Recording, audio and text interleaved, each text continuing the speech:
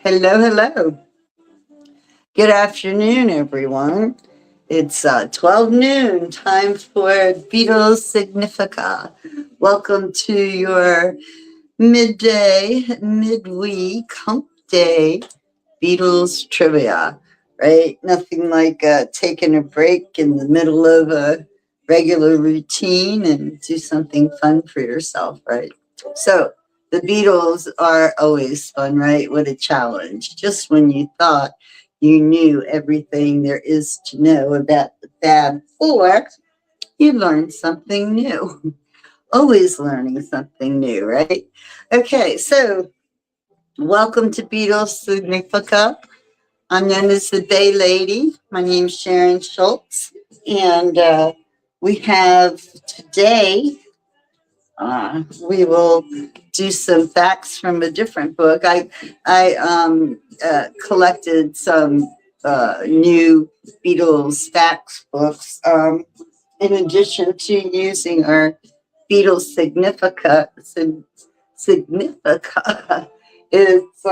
this is the 1980s card game with 832 powerful facts about the Beatles. If you want more information or you want to keep up with my tour schedule, please follow the Bay Lady on Facebook and subscribe to my YouTube channel, Sharon Schultz, the Bay Lady. There you will find links to various tour platforms and calendars that promote and carry my tours, and also a link to buy me a coffee, which is where you can support my content if you so choose to do so. So, without further ado, today we're going to dive into this little book here. Hang on one second. Alexa, reduce volume, please. There, it's a little bit better. Don't want to, overshout, let it be, right? So we have 150 facts about the Beatles. Okay, this is a fun fact guide filled with fascinating facts, short stories, quizzes, and creative coloring pages. That's not for me. Anyway, so this does have some interesting stories here. So I thought we would read a couple, or I will read a couple. You listen, and then we'll get to some little game of Beatles trivia. Okay. So, what I'm going to read, this story is entitled The First Night at the Cavern Club. First night at the Cavern Club. It was a damp February evening in 1961 when the Beatles descended the narrow brick-lined staircase into Liverpool's Cavern Club. The air was thick with cigarette smoke and the tang of beer, and the low arched ceiling made the space feel like a underground bunker. At first, the lunchtime crowd was indifferent, more focused on their pints than the four scruffy young men setting up on stage. But the moment they struck the first chords, raw, loud, and unlike anything the regulars had heard before, the atmosphere began to change. John's witty remarks between songs drew laughter. Paul's driving bass shook the walls. George's sharp guitar breaks caught ears, and Pete's steady drumming kept it all together. By the end of the set, the room was packed shoulder to shoulder, and people were shouting for more. That night marked the beginning of their legend in Liverpool's underground scene, and the Cavern would soon become their second home. Let's see. This next story is about Hamburg, when they were in Hamburg. This is called Sleeping in the Back of a Cinema. sleeping in the back of a cinema. When the Beatles first arrived in Hamburg in 1960, they were promised accommodation by the club owners. What they got was a small, windowless storage room behind the screen of the Bambino cinema. The place smelled faintly of damp carpet, stale popcorn, and warm dust from the projector. There were no beds, just lumpy old couches and whatever blankets they could scavenge. At night, they would try to sleep as the muffled dialogue and explosions from late night films bled through the thin walls. It was uncomfortable, cold, and far from glamorous. Yet, in that cramped space, they forged the kind of resilience only struggling musicians understand. They laughed at the absurdity of it all, teased each other endlessly, and whispered dreams about the day they escape the grind and play for thousands. The Bambino wasn't just a miserable room. It was their first band house, and it became part of the Beatles' folklore. Let's see, what else do we have here? Okay. The night George was deported. Let's read this one more. The night George was deported. In November 1960, the Beatles' first Hamburg run was cut short by an unexpected blow. George Harrison, at just 17 years old, was below the legal age for performing in German clubs. The authorities ordered him to leave immediately. The night before his departure, the band poured every ounce of energy into their set, playing with a fiery urgency that everyone in the room could feel. George, normally reserved on stage, attacked his guitar as if each note could hold back the inevitable. When the last chord rang out, the applause was thunderous, but tinged with sadness. The band hugged tightly backstage, unsure when they would all play together again. As George boarded the train the next day, rain streaked the windows, and Hamburg's neon lights faded into the distance. It was the end of their first chapter in Germany, but the hardships and lessons of those weeks would echo in their music for years to come. Cool. All right. Ta-da, quiz time. How about that? Quiz time. Okay, so we have, let me see here. All right, we've got 10 questions, 10 multiple choice questions, and 5 true or false. 10 multiple choice, 5 true and false. Okay, so I'm going to read all of the questions. You write down your answers, and we'll go over them at the end. Where did the Beatles first perform outside the UK? Where did they first perform outside of the UK? Was it Paris, Hamburg, New York, or Berlin? Kind of easy, right? Paris, Hamburg, New York, or Berlin. Question 2. Which Liverpool club became their signature performance venue in the early days? Was it the Star Club, the Marquee Club, the Cavern Club, or the Whiskey a Go-Go? So Star Club, Marquee Club, Cavern Club, or the Whiskey a Go-Go? Number 3, who was the Beatles drummer before Ringo Starr joined in 1962? Was it Pete Best, Stu Sutcliffe, Brian Epstein, or George Martin?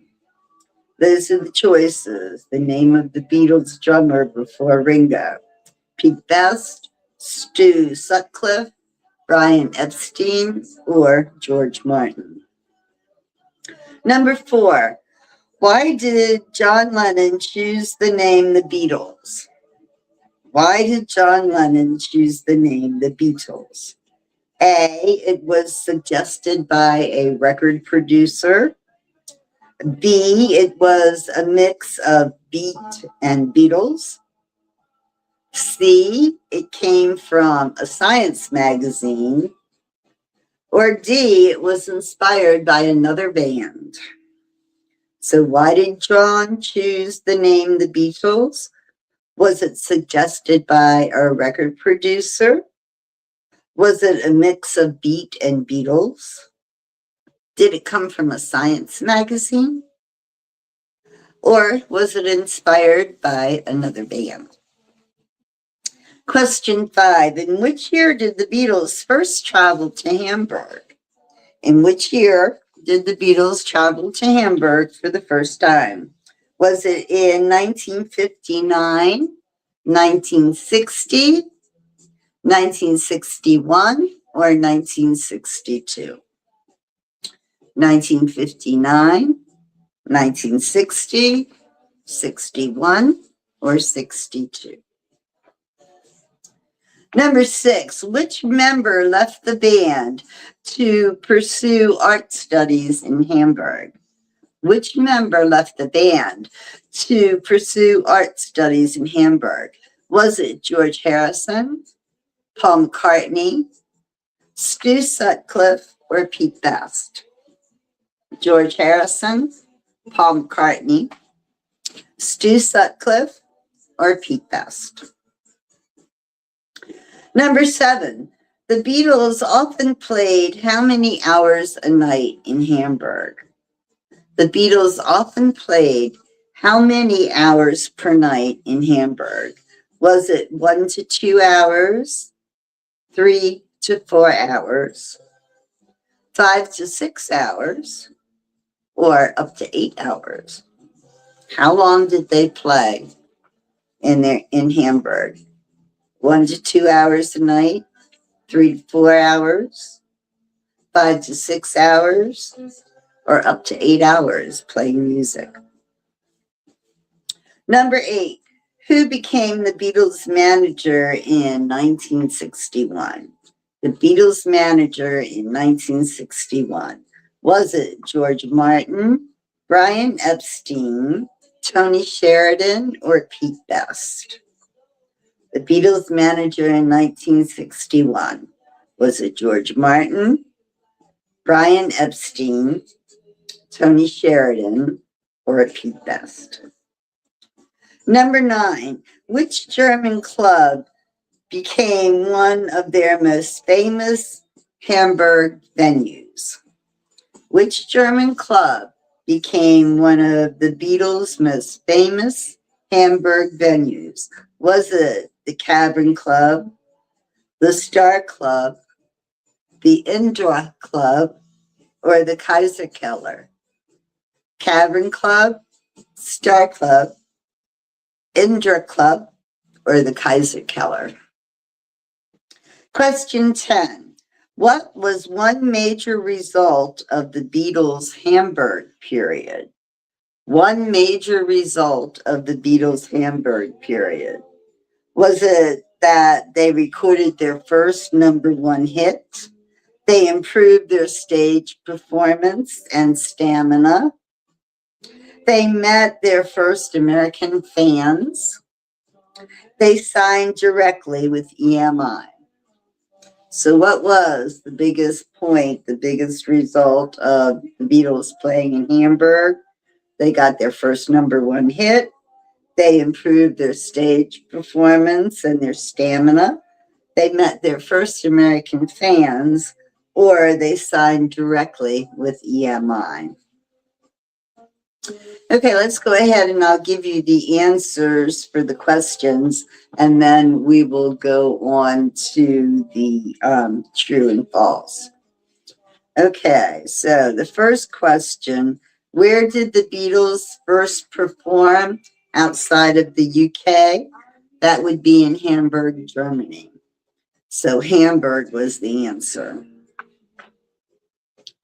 Number 2, Which Liverpool club became their signature performance venue in the early days? Which Liverpool club was their signature performance venue in the early days? That would be the Cavern Club. Who was the Beatles drummer before Ringo Starr joined in 1962? The Beatles drummer before Ringo Starr in 1962 was Pete Best. Number 4, why did John Lennon choose the name The Beatles? And the answer is because it was a mix of beat and Beatles with a EE instead of an EA. Number 5, in which year did the Beatles first travel to Hamburg? The Beatles first traveled to Hamburg in 1960. Okay, question number 6. Which member left the band to pursue art studies in Hamburg? Who left the band to become an artist in Hamburg? That was Stu Sutcliffe. Number 7, the Beatles often played how many hours a night in Hamburg? How many hours a night did the Beatles play while they were in Hamburg? The answer is up to 8 hours. Those were some very long nights. Number 8, who became the Beatles manager in 1961? That would be Brian Epstein. Brian became the Beatles manager in 1961. Which German club became one of their most famous Hamburg venues? Which German club was their most famous Hamburg venue? That would be the Star Club. The Star Club was their most famous Hamburg venue. And number 10, what was one major result of the Beatles' Hamburg period? One major result of the Beatles' Hamburg period was that they improved their stage performance and their stamina on stage. Okay, we've got 5 true or false questions coming up. The Beatles' Hamburg gigs were known for their short 30-minute sets. True or false? The Beatles' Hamburg gigs were known for their short 30-minute sets. True, false, true, false. The answer is false. The Beatles were not known for their short 30-minute sets, right? They were known for 8 hours of continuous rock and roll. Number 12, the Cavern Club in Liverpool originally focused on jazz music. Is that true or false? Did the Cavern Club in Liverpool originally focus on jazz music? The answer is true. It did. Number 13, Stu Sutcliffe was the Beatles' first bass player. Was Stu Sutcliffe the Beatles' first bass player? That would be a yes, he was. Stu Sutcliffe was the first bass player. Paul took over the bass when Stu went back to art school. Number 14, Ringo Starr joined the Beatles while they were still performing in Hamburg. Ringo Starr joined the Beatles while they still performed in Hamburg. True or false? That is a false one. That is a wrong. He did not. Number 15, playing in Hamburg helped the Beatles develop their musical skills. Playing in Hamburg helped the Beatles develop their musical skills. Was that true or false? And it was true. Trueness. Okay, there's a little short story here about those long the 8-hour nights in Hamburg. Title is The Marathon Sets in Hamburg.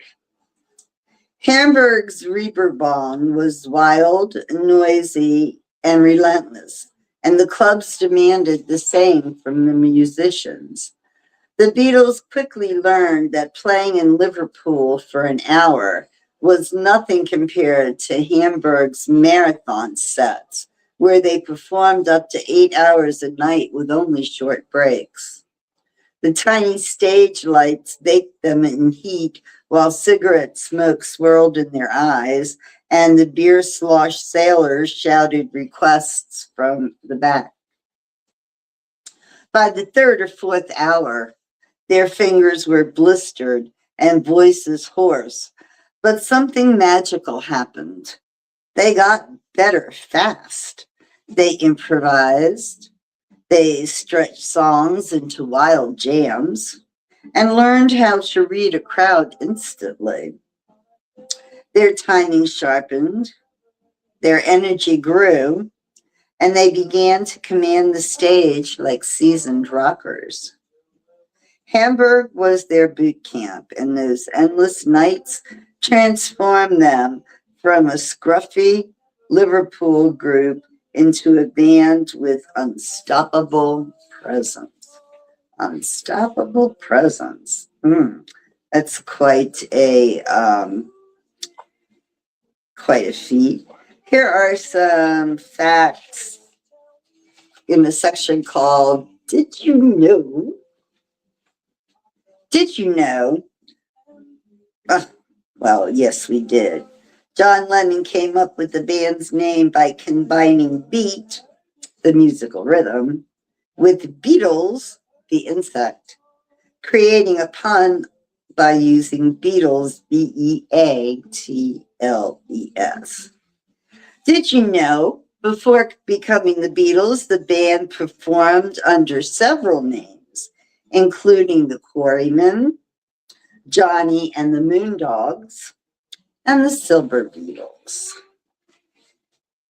Did you know that their Hamburg gigs lasted up to 8 hours a night, pushing their musical stamina and performance skills to the limit? Take it to the limit.